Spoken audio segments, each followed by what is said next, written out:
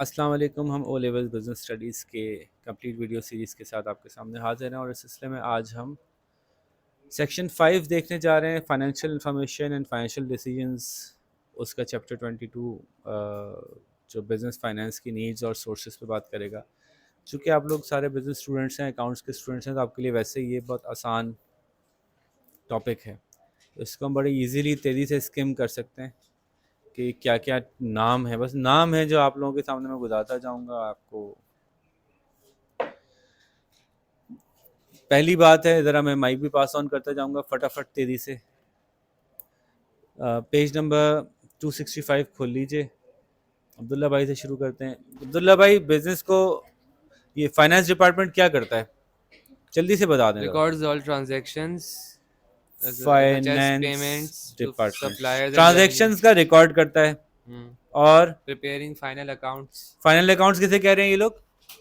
ledger के balance final accounts का मतलब है brought वो पूरा downs. प्रोसेस जो साल के आखिर में होता है। इसका मतलब है कि नहीं, ledger closing, trial balance, income statement, balance balance sheet. sheet. ठीक है। तो अकाउंट्स को फाइनलाइज करता है और फिर उनकी रिपोर्ट प्रेजेंट करता है Producing मैनेजर को। account, ये जो हाँ. इनकम स्टेटमेंट, बैलेंस शीट और इस तरह की और भी इंफॉर्मेशन चाहिए होती है मैनेजर्स को, हर एक की कस्टमाइज रिक्वायरमेंट होती है। मुझे ये वाले लैंग्वेज चाहिए, मुझे अकाउंट रिसीवेबल की रेशियोज चाहिए खाली, मुझे जो है वो अकाउंट पेबल के रेशियोज की पूरी डेटा चाहिए साल भर का, मुझे जो है वो अपने सारे कस्टमर्स का फीडबैक का डेटा जो भी चाहिए अकाउंटिंग में से। तो ये काम अकाउंट फाइनेंस डिपार्टमेंट का होता है कि वो डेटा को मैनेजर्स के सामने प्रेजेंट करते हैं, डेटा टू मैनेजर्स। और forecasting cash flows. Cash flow forecast का क्या मतलब हुआ? हाँ, बस आगे आने वाले किस में कितना महीने पैसा में रहेगा. कितना पैसा चाहिए होगा? हम्म. सैलरीज आने वाली हैं भाई, 29 तारीख से पहले पहले इतना कैश चाहिए होगा। भाई फलाने बंदे की पेमेंट ड्यू है, इस तारीख तक इतना पैसा चाहिए होगा, ये पहले से क्यों मालूम होना चाहिए? क्योंकि वरना चेक बाउंस हो जाएगा, बिजनेस स्ट्रेटजी जो. पूरा आपका खराब हो जाएगा अगर आपका चेक बाउंस हो गया, आपके पास पैसा देने का टाइम है और आपके पास वैसे इतना बड़ा बिजनेस लेके बैठे हुए हैं लेकिन उस वक्त कैश और बैंक में अमाउंट नहीं है, तो बेकार हो गया गेम। तो ये बहुत इंपॉर्टेंट बात है कि कैश फ्लो फोरकास्ट होनी चाहिए आपके पास। ठीक है। और इसीलिए जैसे सैलरी जो मिलती है वो आपको इस हिसाब से मिलती है ना कि कस्टमर से पैसे कब आएंगे, फिर सैलरी कब आप दे सकते हैं। फिर Making important financial decisions, for मसलन example, which source of finance to use for different purposes within the business. पैसा कहाँ से आएगा और बिजनेस में कहाँ लगाना है, ये डिसीजंस लेना। पैसा कहाँ से आएगा, पैसा कहाँ से आएगा, पैसा कहाँ कहाँ से आ सकता है। सोर्स ऑफ फाइनेंस, पहली तो बात बता दें, फाइनेंस क्यों चाहिए होता है, किसी कंपनी को पैसा क्यों चाहिए होता है? अब जब्बार भाई को बिजनेस दे जरा। स्टार्ट करने के लिए, हाँ, बिजनेस स्टार्ट करने के लिए पैसा चाहिए होता है, और एक्सपेंड करने के लिए, बिजनेस बड़ा करने के लिए पैसा चाहिए होता है, और एडिशनल वर्किंग कैपिटल के बिजनेस लिए होता है। रोजमर्रा चलाने के लिए पैसा चाहिए होता है। बाहर से पैसा रोजमर्रा चलाने के लिए क्यों चाहिए होगा? कि कहीं अचानक से आपने कोई ऐसे डिसीजन ले लिए कि आपको अपना वर्किंग कैपिटल यानी कैश फ्लो बढ़ाना है, इस वक्त कैश ज्यादा होना चाहिए। ऐसा है कि बिजनेस के पास अरबों रुपए हैं लेकिन कैश में नहीं है, तो अभी ड्राइंग भी नहीं करनी, बिजनेस ड्राइंग तो ओनर करेगा ना। बिजनेस के पास अरबों रुपए हैं, अभी बिजनेस को 2 करोड़ कैश चाहिए, कैश नहीं पड़ा हुआ, ओनर नहीं डालेगा, पैसा बाहर से लिया जाएगा। सोर्सेज ऑफ फाइनेंस में हम ये देखेंगे कि ये पैसा कहाँ से आता है। बैंक से लिया जा सकता है, ओवरड्राफ्ट, ठीक है, सप्लायर से लिया जा सकता है, कहाँ कहाँ से पैसा अरेंज किया जा सकता है। ओनर तो सबसे आखिर में डालेगा, वो तो बिल्कुल आखिर में कहेगा कारोबार में अरबों का चला रहा हूँ फिर भी मैं जेब से करोड़ों डाल रहा हूँ, तो ओनर थोड़ी डालेगा, ओनर बिल्कुल आखिर में सोचेगा। और अगर पब्लिक लिमिटेड कंपनी है तो ओनर तो उसमें कोई है ही नहीं है सच, सारे के सारे शेयर होल्डर्स हैं, शेयर होल्डर थोड़ी बीच बीच में से पैसे ला के डालेंगे। तो ये कंपनी के फाइनेंस मैनेजर को मैनेज करना होता है कि अगर किसी वक्त पैसा चाहिए है, हालांकि बिजनेस के पास वैसे एसेट्स बहुत हैं, कैश नहीं है, तो उस कैश को अरेंज करना फाइनेंस वाले की जिम्मेदारी होती है। वर्किंग कैपिटल जिसको आप कहते हैं, ये एडिशनल अरेंज करना जिम्मेदारी होती है। जब कारोबार शुरू करते हैं उस वक्त जो पैसा मिलता है उसको आप स्टार्टअप कैपिटल कहते हैं। बेसिक सी कुछ टर्मिनोलॉजीज हैं जो बताई जा रही हैं। तो स्टार्टअप कैपिटल लफ्ज से कोई मसला है इसमें? लफ्ज से ही समझ में आ रही है, स्टार्टअप कैपिटल, ठीक है। और उसके बाद आपको देखना है कि आपको करंट एसेट्स में पैसा खर्च करना है कि फिक्स एसेट्स में करना है, करंट या नॉन करंट। आगे जाके अगर आपको एक्सपेंड करना है बिजनेस को, बिजनेस एक्सपेंशन करनी है, तो एक्सपेंशन में अक्सर मुराद जो होती है वो फिक्स एसेट में इन्वेस्टमेंट होती है, जिसको आप नॉन करंट कहते हैं भाई। रवा भाई, आपको अपना बिजनेस एक्सपेंड करना है, क्या करेंगे? नई दुकान खरीदेंगे, नई कंपनी खरीदेंगे, नई फैक्ट्री लगाएंगे, एक बार्बर की शॉप और ले लेंगे, इसी तरह एक्सपेंड होगा ना। 4 कुर्सियां और लगा देंगे अगर शॉप में पहले से गुंजाइश है तो ये एक्सपेंशन अमूमन जो रिक्वायर करती है वो आपको आपसे फिक्स एसेट में इन्वेस्टमेंट रिक्वायर करती है। यही तरह से अगर आप ये कह रहे हैं कि नया प्रोडक्ट बनाएंगे हम, उसमें भी R&D, रिसर्च एंड डेवलपमेंट जो है वो फिक्स एसेट है, फिक्स कॉस्ट है जो आपकी खर्च हो रही है। ठीक है, तो normally expanding of the business requires expenditure on non current assets. Okay, additional working capital क्यों चाहिए हो सकता है?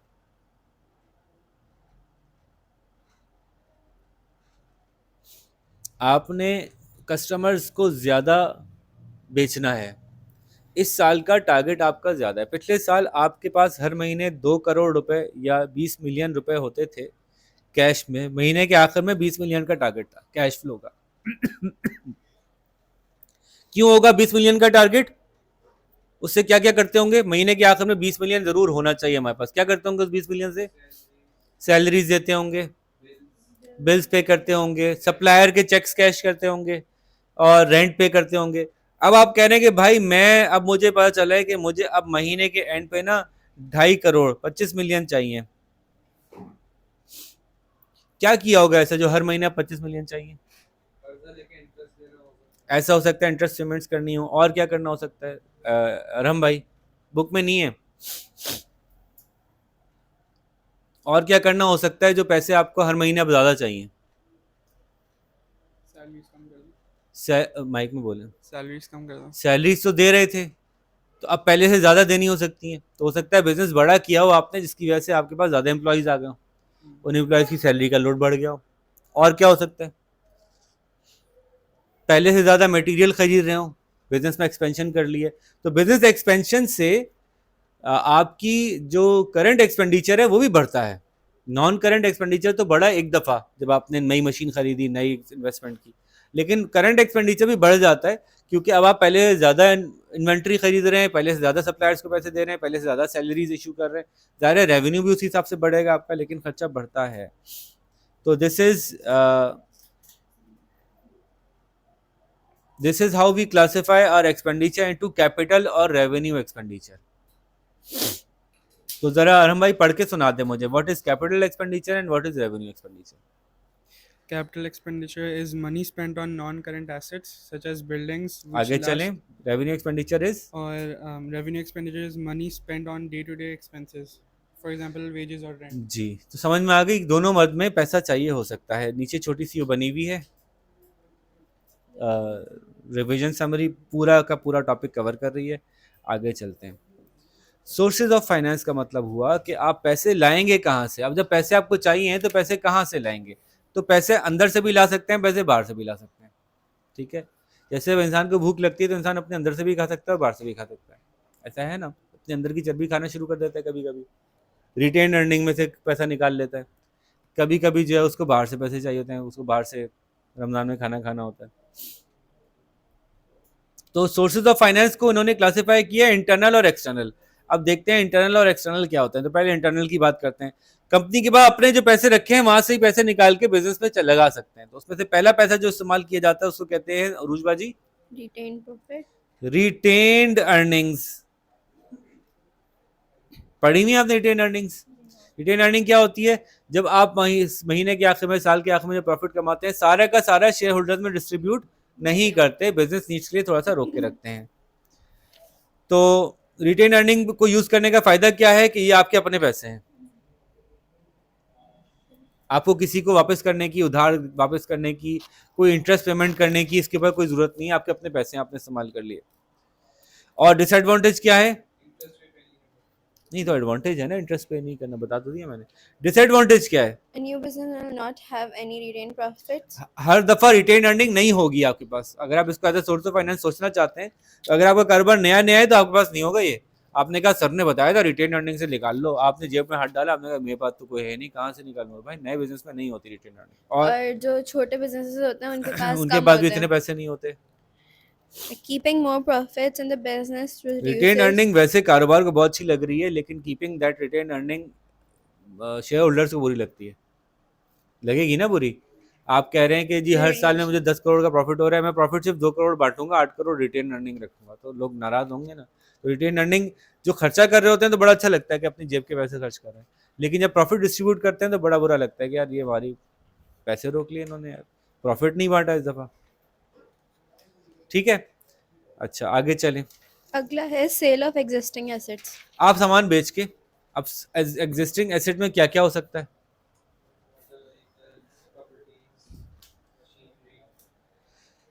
गैर ज़रूरी इजाफी जायदाद पहले आप बेच दें। आपने एक शॉप लेके रखी हुई थी, वहाँ पे भी कुछ नहीं करना, आपके पास 4 गाड़ियाँ थी, 3 इस्तेमाल हो रही हैं, एक्स्ट्रा गाड़ी है, तो अगर आपका सामान पैसे कहीं फंसे हुए हैं ना, वाकई ऐसे फंसे हुए हैं, तो पहले ही बेच देने चाहिए थे, क्यों फंसाए हुए हैं पैसे। तो आपके जो पैसे फंसे हुए हैं एसेट्स सेल आउट करके आप पैसे निकाल सकते हैं, लेकिन ये कौन सी एसेट्स सेल आउट होंगी? जो गैर ज़रूरी है। आपने कहा यार वो एक सप्लायर को पैसे देने हैं, हमारी जो सबसे मेन मशीन है ये बेच के पैसे दे दो, तो ऐसा कोई भी बेवकूफ़ नहीं करेगा। ठीक है, वो सारी एसेट्स वही बिकनी है जो कि नॉन इम्पॉर्टेंट है। तो फिर एक क्वेश्चन ही आता है कि नॉन इम्पॉर्टेंट एसेट्स हैं आपके पास, तो क्यों है भाई, पैसा फंसाया हुआ क्यों है? किसी ऐसी जगह क्यों नहीं लगाया हुआ है पैसा जहाँ पे कि रेवेन्यू जनरेट हो रहा होता? ठीक है, और Sale of इसमें फ़ायदा inventories. क्या है? Uh, जो फंसे हुए पैसे हैं वो बाहर आ जाते हैं, अच्छा है कहीं और अच्छी जगह इस्तेमाल हो जाए, कहीं से उधार नहीं लेना पड़ता। लेकिन नुकसान क्या है इसका, अपनी एसेट्स बेचने का? एक तो टाइम लगता है और टाइम लगता है, ये नहीं कि आज पैसे चाहिए अभी एसेट बिक जाएगी। और अगेन नए बिजनेस के पास तो अवेलेबल है ही नहीं ना, एसेट कौन सी बेचेगा, अभी खरीदी ही नहीं। बेटा अपनी सारी जो तुम्हारे पास जायदाद है ना सब बेच के अपनी स्कूल की फीस दे दो भाई, कौन सी जायदाद अभी बनी नहीं, जायदाद तो बनेगी अभी। चलें नेक्स्ट जी सबाबा जी। sale of inventories to reduce inventory inventories levels. आप बेचते हैं, एक्स्ट्रा सामान रखा हुआ है आपके पास वो बेचते हैं, तो अगेन फिर सवाल वहीं आएगा, आप इनएफिशिएंट चल रहे थे ना तभी तो एक्स्ट्रा रखा हुआ है, क्यों रखा हुआ है एक्स्ट्रा आपके पास? लेकिन बाहर अगर रखा हुआ है तो आप बेच दें, इन्वेंट्रीज को क्लियर कर दें। इन्वेंट्रीज कौन कौन सी हो सकती हैं? फिनिश गुड्स की भी हो सकती हैं, रॉ मटेरियल की भी हो सकती हैं। अब रॉ मटेरियल की इन्वेंट्री बेचते फिर एक मसला है कि जब आपने पहले खरीदी थी अब बेच के फिर आपको दोबारा खरीदनी होंगी, जब पहले खरीदी थी तो सस्ती खरीदी होंगी, अब दोबारा खरीदेंगे फिर महंगी पड़ेंगी, तो इसलिए ये आसान डिसीजन नहीं है। तो अच्छाई बुराई दोनों है इसमें, एक अपॉर्चुनिटी कॉस्ट है इन्वेंट्री को बेचने की, अगर आप इन्वेंट्री अभी भेज देंगे तो फिर आपको दोबारा खरीदनी पड़ेगी महंगे दामों, हो सकता है अगर इन्फ्लेशनरी ट्रेंड है आपके मुल्क में तो इन्वेंट्री बेच के काम हो सकता है। और ओनर की अपनी सेविंग, ओनर सेविंग एक चौथा जरिया है, लेकिन पब्लिक लिमिटेड कंपनी में तो नहीं होता ओनर सेविंग कोई भी चीज़। पब्लिक लिमिटेड कंपनी क्या करती है, वो मजीद शेयर इशू कर देती है, लेकिन फिर इसको एक्सटर्नल फाइनेंस कहेंगे, ये इंटरनल नहीं रहा। इंटरनल ओनर सेविंग का मतलब ये है कि कारोबार private limited, public limited private limited नहीं है, बल्कि कारोबार सोल प्रोप्राइटर या पार्टनरशिप है, तभी वो अपनी सेविंग इस्तेमाल करे। लेकिन अपनी सेविंग इस्तेमाल करने में फ़ायदा तो चलें ये है कि अगेन पैसा किसी बाहर से नहीं लिया, उस पर इंटरेस्ट पेमेंट नहीं हुई, लेकिन आप अपनी सेविंग ही अगर बिजनेस में लगाते रहेंगे इसका मतलब ये होगा कि आप सही बिजनेस नहीं कर रहे। एक बहुत अच्छी एग्जांपल होती है इस बात की कि अगर आपकी अपनी सेविंग बिजनेस से बार बार लग रही है, इसका मतलब है कि आपके कारोबार करने के तरीके में कोई मसला है, आप रोलिंग सही नहीं कर पा रहे। एक्सटर्नल फाइनेंस में क्या क्या ऑप्शंस हैं दुल्ला भाई, थोड़ा तेज से बोलिएगा। Issues of shares. Shares issue कर सकते हैं, इसका क्या मतलब है? Public limited private limited company है, ये किसको और पैसे चाहिए, मार्केट में और शेयर बेच दे अपने, वो शेयर बिकेंगे आपको पैसे मिल जाएंगे, लेकिन शेयर कब बिकेंगे और कितने के बिकेंगे आपकी कंपनी की वैल्यू पर डिपेंड करता है। आपको चाहिए 25 अरब रुपए, आपने कहा मैं एक शेयर 2000 का बेचूंगा, 10,000 का बेचूंगा, मार्केट लेने के लिए तैयार नहीं है तो आपको मुंह की खानी पड़ सकती है। तो आपको अपने शेयर की वैल्यू लगवानी पड़ती है कि मैं किस में बेच सकता हूँ, पहले वो वैल्यूएशन होती है, उसके बाद आप ऑफर करते हैं पब्लिक को कि मैं इतने का एक शेयर बेच रहा हूँ। फिर पब्लिक ने खरीदा या नहीं खरीदा ये आपकी कंपनी के आउटलुक पर डिपेंड करता है। अगर हालात पहले ही ख़राब थे ना, कंपनी के शेयर नहीं बिकेंगे और बदनामी होगी कि लो भाई इसके तो कोई मार्केट में शेयर, जो इसके पास पहले से होंगे वही बेच के चला जाएगा। तो इसलिए कंपनी के शेयर इशू करना इतना आसान नहीं है, परमानेंट सोर्स ऑफ कैपिटल है, इस पर कोई इंटरेस्ट पे नहीं करना पड़ता आपको शेयर्स इशू करके,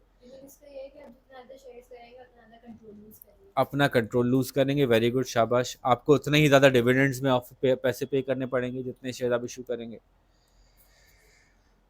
दूसरा तरीका क्या हो सकता है अब्दुल्ला भाई? बैंक लोन्स बैंक लोन एक चीज रह गई, जी dividends are paid after tax where interest on loans is paid before tax is deducted, इससे क्या मतलब है? इससे फर्क क्या पड़ा मतलब?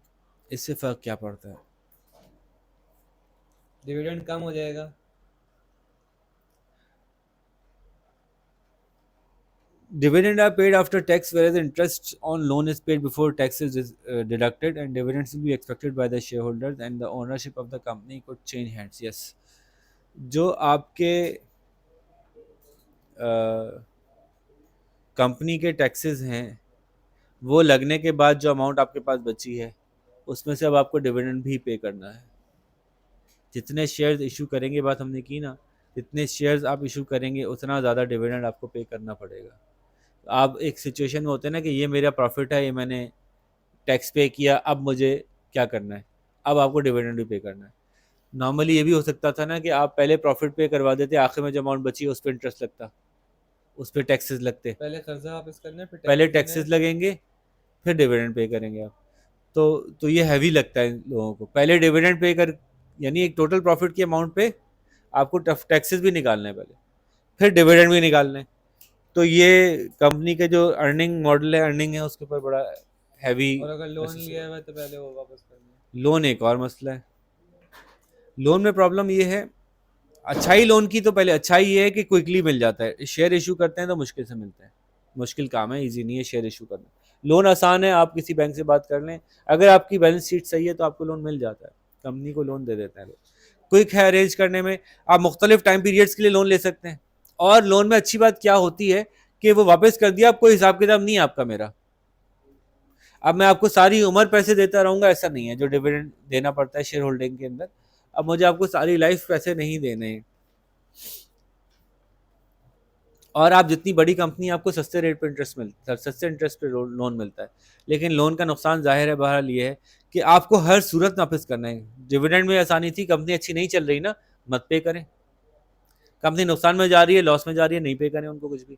लेकिन लोन तो हर सूरत में पे करना है, आपको नुकसान में जा रहे हो या फायदे में जा रहे हो, लोन की पेमेंट तो होगी। ठीक है। और इसी तरह से अगर आप कोई लोन लेते हैं तो साथ साथ कोई कोलेट्रल लिखवाते हैं। कोलेट्रल क्या होता है? डिपॉजिट। डिपॉजिट नहीं, कोई ऐसी एसेट उसको बैंक के नाम करते हैं जिसके अगेंस्ट वो आपको लोन देता है कि अगर आपने लोन वापस पे ना किया तो उसके अगेंस्ट वो एसेट आपसे जब्त कर लेगा।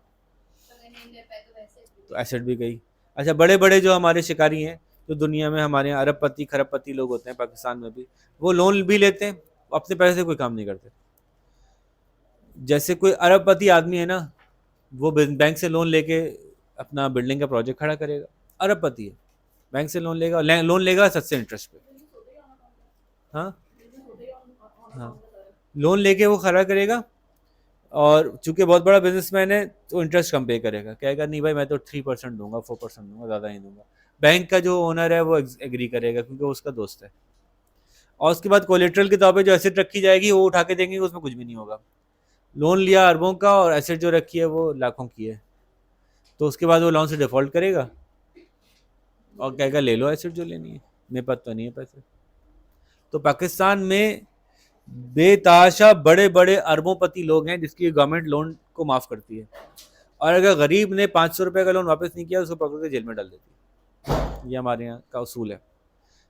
अब जितने भी बड़े बड़े अरबपति खरबपति पाकिस्तान में मौजूद हैं ना, इन सब के लोन्स होते हैं और ये लोन्स को डिफॉल्ट करते हैं, और गवर्नमेंट कहती है कि चलो माफ़ कर दो बेचारे, वरना इतना बड़ा कारोबार बैठ जाएगा, बहुत नुकसान होगा सबका। और फिर वो दोबारा से वापस से लोन लेते हैं, फिर वो हर कुछ अरसे में ये काम करते हैं। लेकिन अगर कोई गरीब आदमी लोन लेता है और वो उसको डिफ़ॉल्ट कर दे तो उसको इजाज़त नहीं डिफ़ॉल्ट करने की, जेल जाएगा। तो ये अच्छी कंपनियां जो होती हैं, अगर वो बैंक लोन लेती हैं और डिफ़ॉल्ट करती हैं तो उनकी एसेट भी जाती है, लेकिन हर एक की नहीं भी जाती। आगे चले। अच्छा, रुका बस। ठीक है, नेक्स्ट क्या है अब्दुल्ला भाई? बैंक लोन और सेलिंग शेयर्स के बीच की भी एक चीज़ है, डिबेंचर्स। क्या होते हैं? Long term loan certificates. Bank भी आपको मुंह नहीं लगा रहा, शेयर होल्डर भी आपसे शेयर लेना नहीं चाहते, हालात ख़राब है, तो फिर डिबेंचर्स की तरफ बात जाती है कि भाई ये तो मैं आपको अपनी कंपनी का शेयर भी दे रहा हूँ और प्रॉफिट भी इंश्योर कर रहा हूं कि इतना लाजमी मिलेगा, और शेयर होल्डर्स को उनका प्रॉफिट देने से पहले आपको प्रॉफिट दूंगा। तो ये डिबेंचर्स की नौबत तब आती है। लॉन्ग टर्म फाइनेंस है, आप अच्छे खासे पैसे डिबेंचर में लोग इंटरेस्टेड होते हैं देने में, लेकिन इसकी इसकी अमाउंट जो है वो आपको पहले पे करनी पड़ती है, और ये बहुत बड़ी लाइबिलिटी बन जाता है। इस तरह से जब कंपनी बिकती है तो पहले डिबेंचर वालों के पैसे वापस होते हैं, बाद में शेयर होल्डर्स के पैसे वापस होते हैं।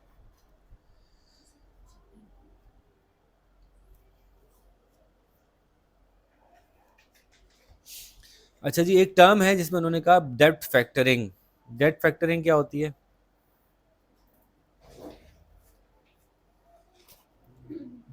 इसमें इनको कहते हैं लोन शार्क्स। लोन शार्क्स, आपने उरूज बाजी, आपने मेरे पैसे देने हैं,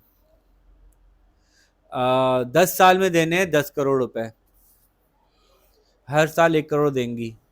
मुझे अचानक से जरूरत पड़ गई आज ही 10 करोड़ की,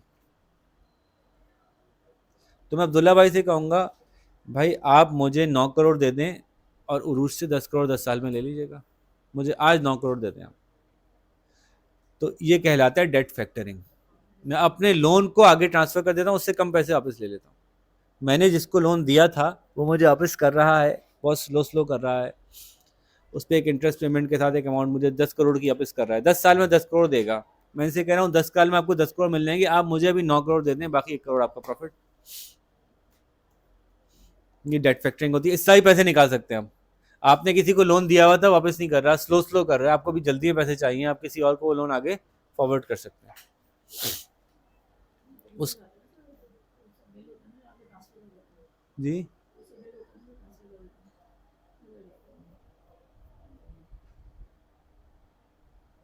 अभी मुझे ध्यान में नहीं, नहीं वो तो गवर्नमेंट के बिल होते हैं।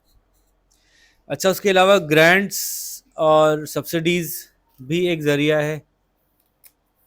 अच्छा, कुछ कामों में ये स्पेशली मिलती हैं, जैसे मैंने फिर बताया आपको, जो बहुत अमीर लोग होते हैं ना उनको सब्सिडीज और ग्रांट्स मिलती हैं, तो उन बेचारे बहुत अमीर होते हैं ना, क्या करें, और गुजारा नहीं होता उनका। जैसे कि हर साल आपको एक्सपोर्ट करने के नाम पे इतने % रिटर्न मिलेगा, रिबेट, पैसे एक्सपोर्ट पे डिस्काउंट अलग है, ये अलग है, वो अलग है, फिर रिबेट भी मिलेगी। और आप अगर ये कारोबार करते हैं तो हर साल गैस के बिल में आपको इतनी मजीद सब्सिडी मिलेगी, वो गवर्नमेंट आपको रिटर्न करेगी। पानी के बिल में ये सब्सिडी मिलेगी, बिजली के बिल में ये सब्सिडी मिलेगी। तो वो आप, क्योंकि आप बहुत बड़ा बिजनेस चला रहे हैं, इसलिए आपको पैसे वापस मिलने चाहिए। तो सब्सिडीज और रिबेट्स जो हैं वो, ग्रांट्स जो हैं वो भी एक जरिए हैं। इसी तरह से अगर आपको ऐसा सोशल रिलेटेड काम कर रहे हैं तो भी आपको ग्रांट्स मिलती हैं। आप कोई ऐसा स्कूल चला रहे हैं जो कि डिसेबल्ड लोगों के लिए, तो गवर्नमेंट आपको ग्रांट दे देती है, अच्छा आप एक अच्छा काम कर रहे हैं। उसके अलावा भी कुछ सोर्स ऑफ कैपिटल हैं, पैसा कहीं और से आ सकते हैं। एक बैंक होता है, उसको कहते हैं माइक्रो फाइनेंस बैंक। ये सिर्फ उन कंपनीज को लोन देता है जो कि छोटी होती हैं। छोटी का मतलब क्या होता है? जिनके 25 या उससे कम एम्प्लॉयज़ होते हैं, जिसके अंदर जो है वो छोटे लेवल पे, छोटा सा 10 लाख 20 लाख 50 लाख में काम शुरू होना होता है। तो ये बिजनेस स्टार्टअप्स के लिए काफ़ी हेल्पफुल होता है माइक्रो फाइनेंस। पाकिस्तान के अंदर एक बाकायदा इदारा है, small and medium enterprise development authority. ये जो है वो इसमें फैसिलिटेट करता है, और ऐसे बैंक्स हैं जो कि माइक्रो फाइनेंस बैंक्स हैं जो छोटा लोन दे रहे होते हैं, ठीक है। तो उनके बाज़ों का नाम भी अलग होते हैं। कुछ बैंक्स होते हैं जो सिर्फ किसानों को लोन देते हैं, ठीक है, किसान बैंक, किसान माइक्रो फाइनेंस बैंक। तो इसी तरह के और भी माइक्रो फाइनेंस बैंक्स होते हैं। एक और जरिया है पैसे जमा करने का आजकल, क्राउड फंडिंग, क्राउड सोर्सिंग।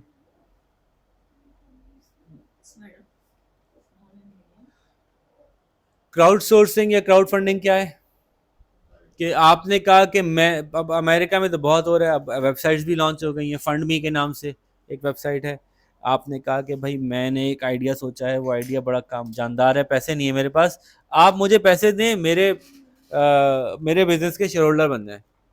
लेकिन ये बाकायदा वो नहीं है, आप कोई पब्लिक लिमिटेड कंपनी नहीं है कि उन्होंने आपके शेयर्स खरीद लिए, और आप इतना बड़ा सेटअप भी नहीं हो सकता आपका। जैसे कि एक बंदा, उसने वॉलेट बनाया, बड़ा खूबसूरत वॉलेट बनाया, बड़ा अच्छा बहुत यूज़फुल किस्म का वॉलेट बनाया है। मर्दों में एक क्रेज़ रहता है, हर वक्त उनको अपने वॉलेट को पहले से ज़्यादा यूज़फुल देखना होता है, चाहे उसको यूज़ करें या नहीं करें, देख के बहुत मज़ा आता है कि ये नया स्टाइल का वॉलेट है इसका। तो अब एक बंदे ने एक वॉलेट बनाया, बड़ा ज़बरदस्त उसका डिज़ाइन था। उसने जो है वो क्राउड से कहा कि मुझे अगर आप $10 लाख अवेलेबल कर दें तो आप में से हर एक को मैं 10 वॉलेट फ्री दे दूंगा और इतने % शुरू के महीने में प्रॉफिट दे दूंगा, कुछ हिस्सा से मुझे फंड चाहिए because I am doing something good.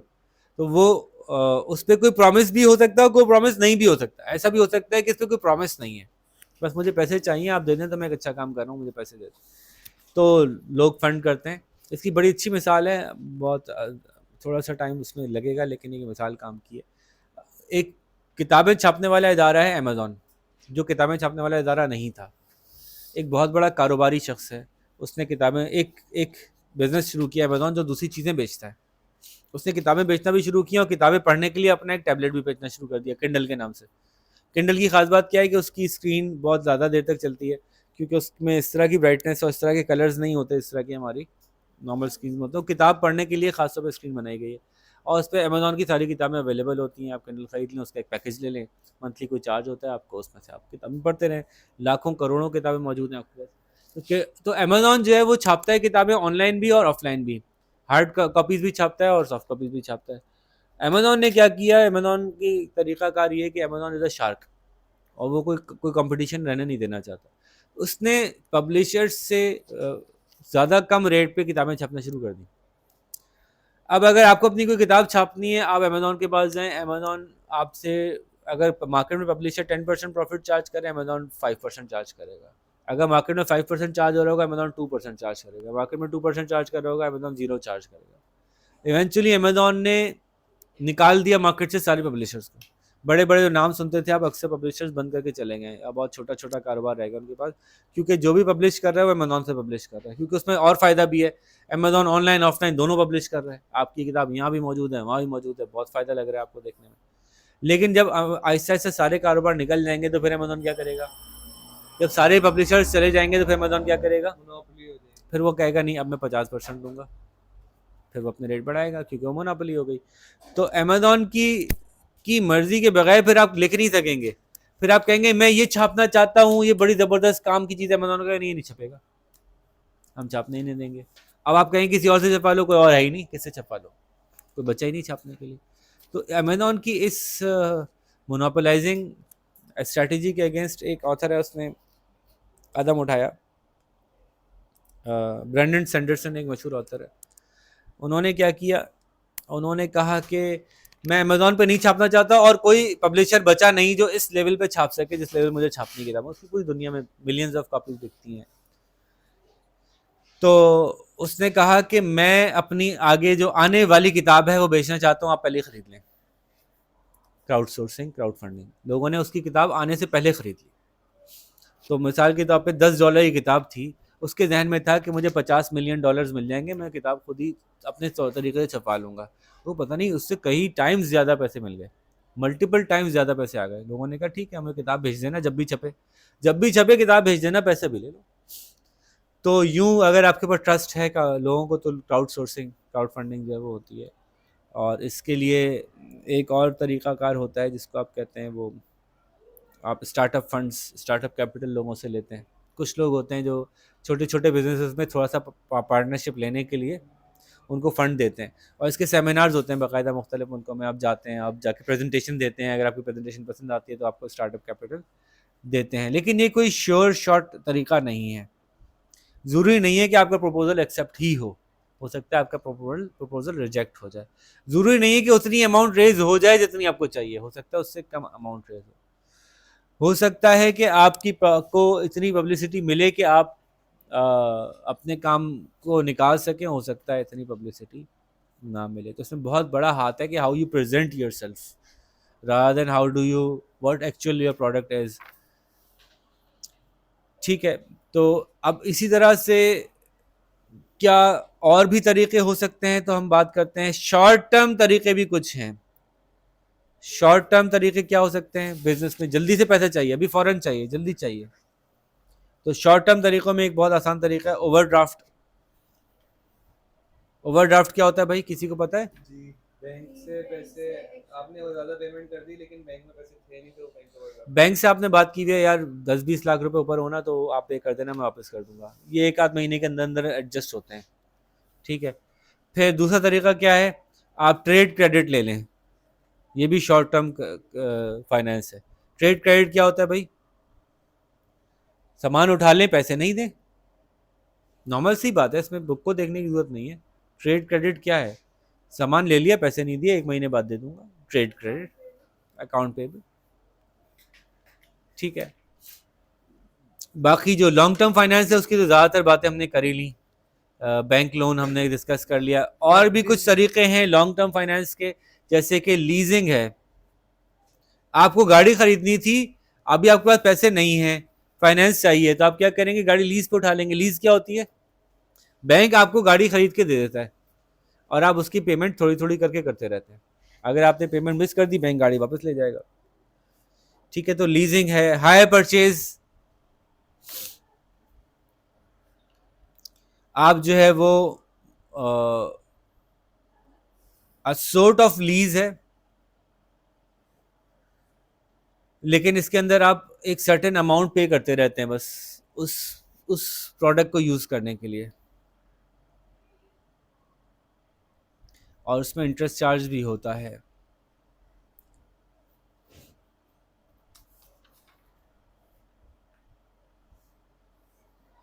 अब इस बात का फ़र्क देख लें, आपके कोर्स में हायर परचेज और लीजिंग आपको सिमिलर लगेगी, पेज 273 है।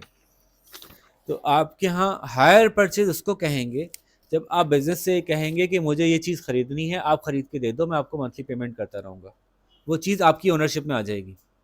हायर परचेज में क्या होगा, चीज़ आपकी ओनरशिप में आ जाएगी, आप बैंक को लोन वापस करते रहेंगे। लीजिंग में क्या होगा, चीज़ बैंक की ओनरशिप में रहेगी, आप बैंक को एक रेंट पे करते रहेंगे। At the end of 5 years 10 years आपके पास चॉइस होगी, आप वो खरीदना चाहें तो अपने पास खरीद लें, वरना छोड़ना चाहें तो छोड़ दें। लीजिंग में और हायर परचेज में क्या फ़र्क है साहबाजी, देना भाई माइक देना, पकड़िएगा रूजबाजी माइक जी, बुक में नहीं लिखा हुआ, जो मैंने बताया उससे बताएं। हायर परचेज और लीजिंग में क्या फ़र्क है, अच्छा किसी एक के बारे में बता दें, दूसरे को मैं बता दूंगा।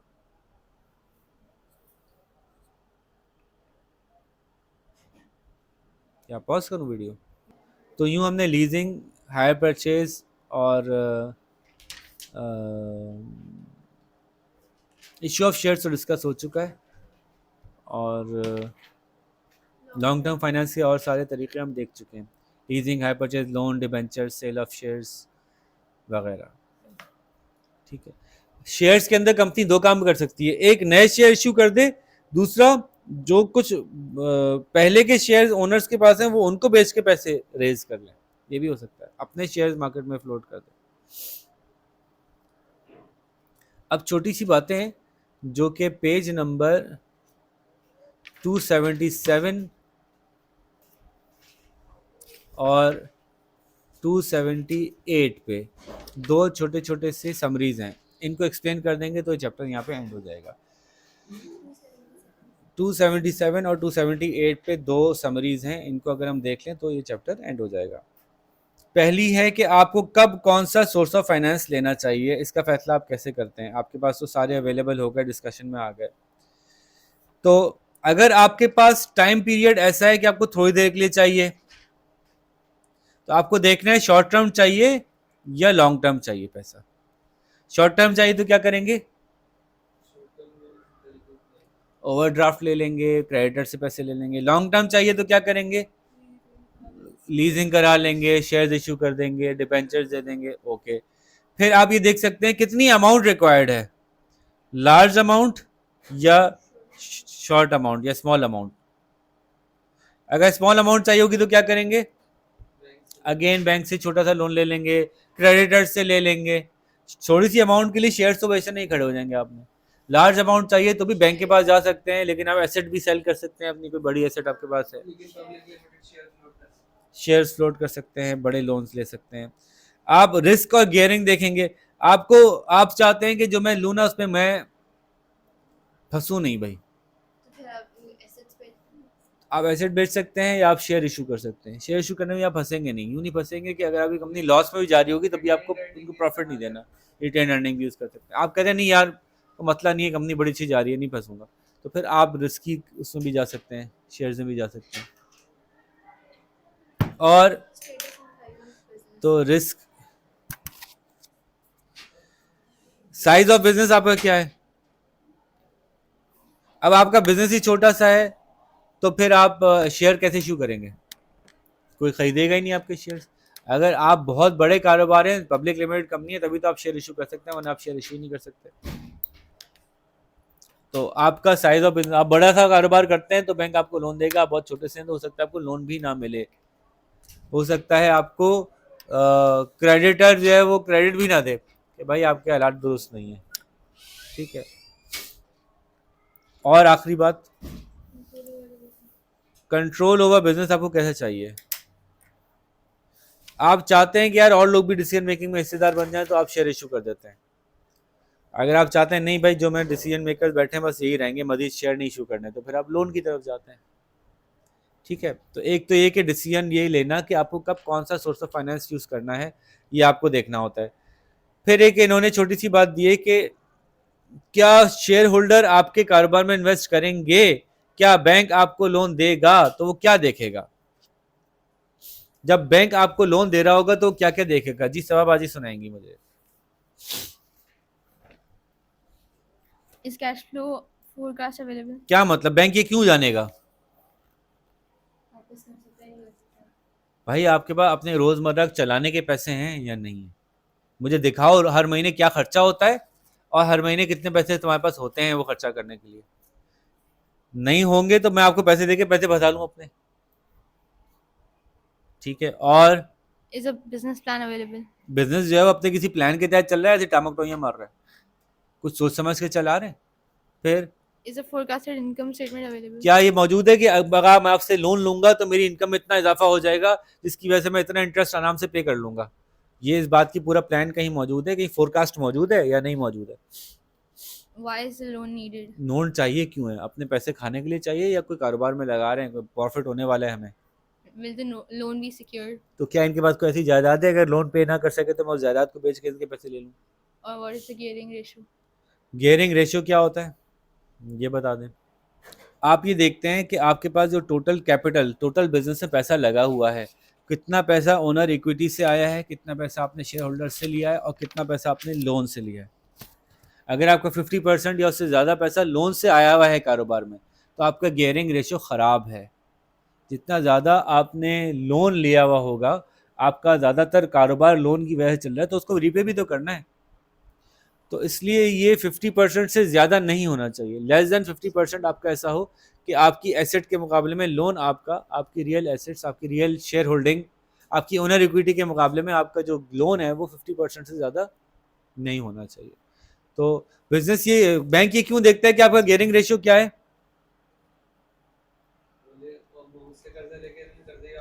पहले भी और लोगों से कर्जा लिया हुआ है, मुझसे भी ले लेंगे तो किसका वापस करेंगे। ओके अच्छा, अब शेयर होल्डर इन्वेस्ट करने से पहले क्या सोचेगा।